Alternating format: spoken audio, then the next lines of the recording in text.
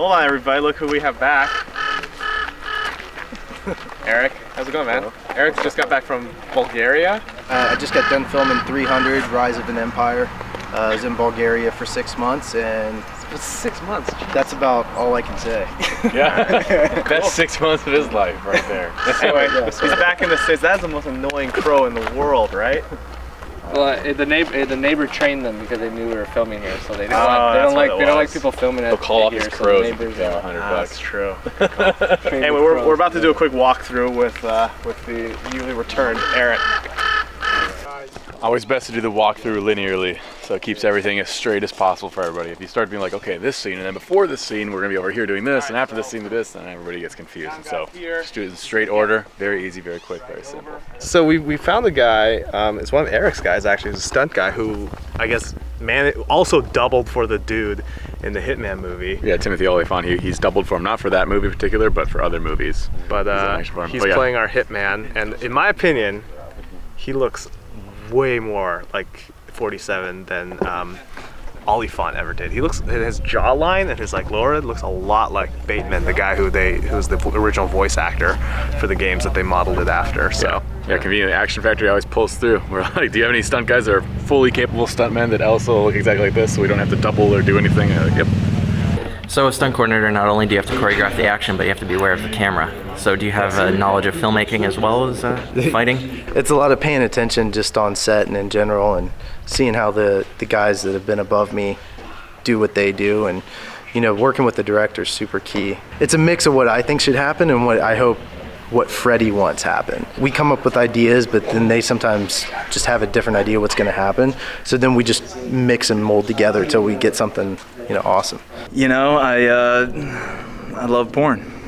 What can I say? It's a passion of mine that I've had for a while, and it's something that started in third grade and as a hobby, and I've created a profession out of it, and a nice empire, as you can see. You're willing to give up your lives for this director. What has he done for you guys? He lets us play with his toys. He enriches the girls. He enriches our lives by letting us play with his toys. Yeah. AKA the girls. You've seen him. So, what's your name? Christy Stevens. And who are you playing today? I'm playing a porn star today in Hitman. And is this something that you may have experience with? Maybe. I'm looking forward to getting that over-the-top, cheesy porn 80s acting and getting to have fun with it. Lauren from Red Rock came by earlier this week, and we were talking about camera rigs, and they showed us this new micro remote which lets you put the focus like right on your fingertips because there's control through a little wheel here. So this is the sort of thing that we ended up with for today. We're testing it because you never know with these rigs whether or not it's going to work.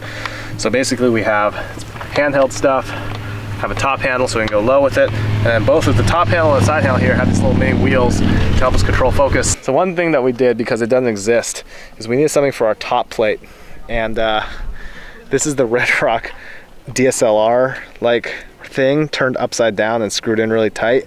That's probably not safe, probably not recommended, but we turned it upside down so we had the rails that we could roll and put the rail for the focus motor up top as opposed to on the bottom.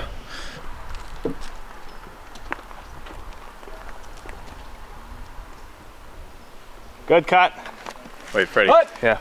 You forgot to pull focus on the rail. I didn't see your hand up there. Oh, that's true, but Brandon, I had it right here on my finger. Oh, I did it the whole time on the finger. No. Before you would go and you would like go, and then kind of do it, and then you'd be throwing your whole stability off because you're losing 3 points of contact. Look, this. You had to like kind of practice 3 points of remember the contact. point. And it stays steady and you can do it. It's just like, it's so much more ideal. And now you just kind of practice it once or twice and you just remember like knuckle crease to here. It's like just muscle memory. We're setting up for the kill at the top of the stairs where one of the guys falls off into the water.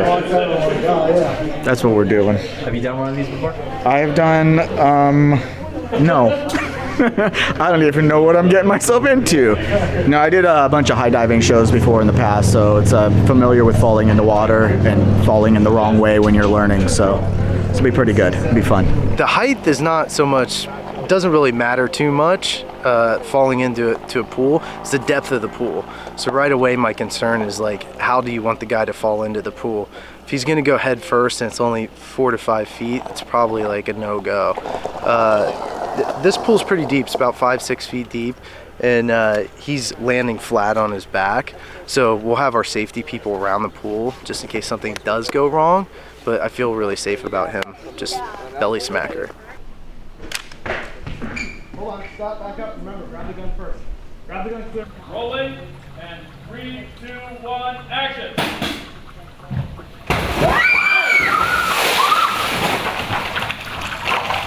It felt pretty good. I had a nice flat landing, which is what I wanted to do because the water's a little shallow.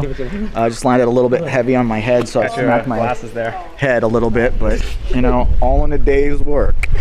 Alright, so we got to... So for everybody who always wondered why in the Hitman games they don't show you changing, it's just jump cuts. Like this is why right here. There's about a 5-minute sequence. Take the chain off. You really just don't want to play. Does this pretty much answer your questions about why you don't see changing in Hitman games? Turns out it was a good design decision. Guys, this is our Agent 47. Is he not the best looking Agent 47 of all time? This is your Halloween costume pretty much, right? I love it. Well, we need the, yeah, there you go. That's the, awesome. That's the This will haunt you. This is one of your laying awake haunting you. Is would you have fallen if that pad wouldn't have been there? Awesome. Clint punched me like a week ago in the rib, and I think he cracked it because it's still hurting, which I don't think is a good thing. Which Eric will probably know. There's really nothing can be done about that, right? No, just wait it out. Suck it up. Yeah, don't go to the doctor. Yeah. Action Factory once again helping out with the rad stunts. We had a cool location. We had a really cool pool fall, some super sweet slow-mo, some Healy shots, and I would say, Brent, what do you think about this rig, this little handheld rig? This configuration works. It's usable. For us, this focus pulling system is a dream come true. This is literally like the best thing that's happened to us in a long time in terms of film equipment. All right, let's now we have to edit it.